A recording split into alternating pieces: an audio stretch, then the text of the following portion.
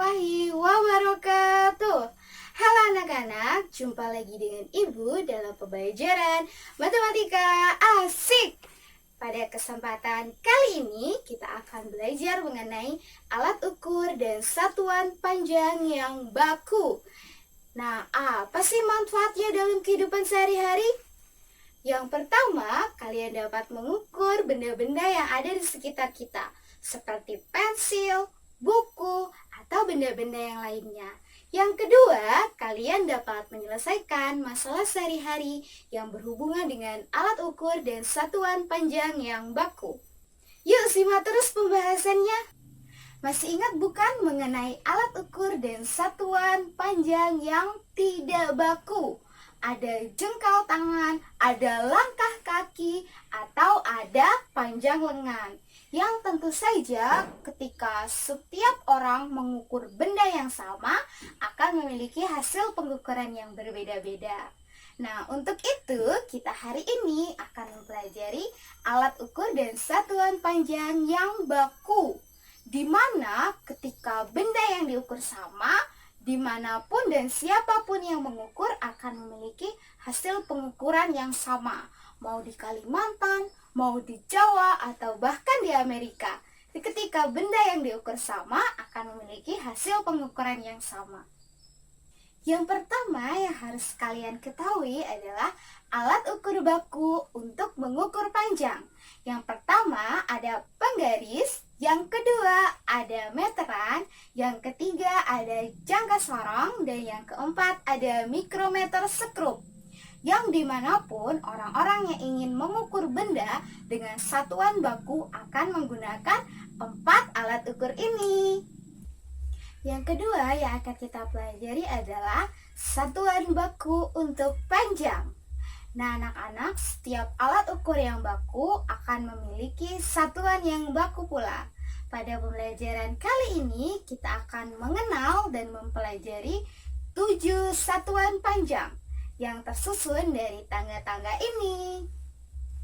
Yang pertama ada km untuk kilometer, yang kedua ada hm untuk hektometer, yang ketiga ada dam untuk dekameter, yang keempat ada m untuk meter, yang kelima ada df untuk desimeter, yang keenam ada cm untuk sentimeter, yang ketujuh atau yang terakhir ada mm untuk milimeter.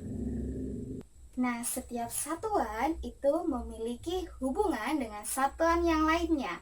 Setiap turun satu tangga, maka kita kali dengan 10, dan setiap naik satu tangga, kita bagi dengan 10. Nah, di sini Ibu punya tips nih, agar kita mudah dalam belajarnya. Yang pertama, ketika turun satu tangga, nolnya kita tambah 1. Dan ketika naik satu tangga, nolnya kita kurangi 1.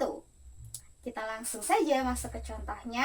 Contoh pertama, ada 1M sama dengan titik-titik DM. Kita lihat di tangganya, M ke DM apakah naik satu tangga atau turun satu tangga? Nah, ternyata turun satu tangga, artinya dikali 10 atau nolnya bertambah 1. Contoh yang kedua, ada 1000 cm sama dengan titik-titik meter. Kita lihat di tangga, cm ke meter itu naik atau turun? Ternyata naik. Kita hitung naiknya berapa kali? 1, 2. Ternyata naiknya 2 kali. Artinya nolnya kita kurangi 2. Yang pertama tadi nolnya ada 3, kita kurangi 2, nolnya sisa 1, atau hasilnya adalah 10 meter. Nah anak-anak, untuk mempermudah kita mempelajari dan menghafal 7 satuan baku panjang ini, kita akan menggunakan lagu dan bernyanyi bersama-sama.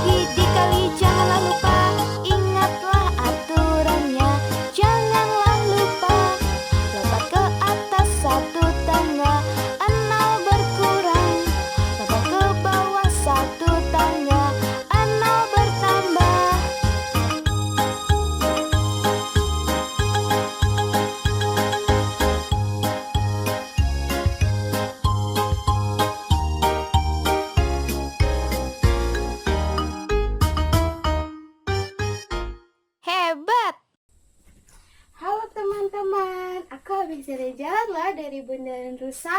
Jauh sekali dari sini. Kata ayahku, jaraknya 20 kilometer. Masih jauh rumah aku loh. Kata kakak aku, jauhnya itu 15.000 meter. Lebih jauh kan? Kamu tadi cuma 20, aku 15.000. Lebih jauh rumah aku dari Bundaran Rusa. Jadi lebih jauh rumah siapa ya? Rumah Andi atau rumah Ani? Mari kita tentukan.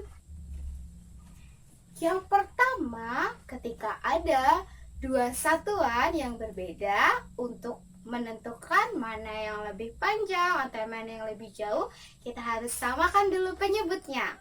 Yang pertama, tadi jarak Andi dari rumahnya ke Bundaran Rusa adalah 20 km.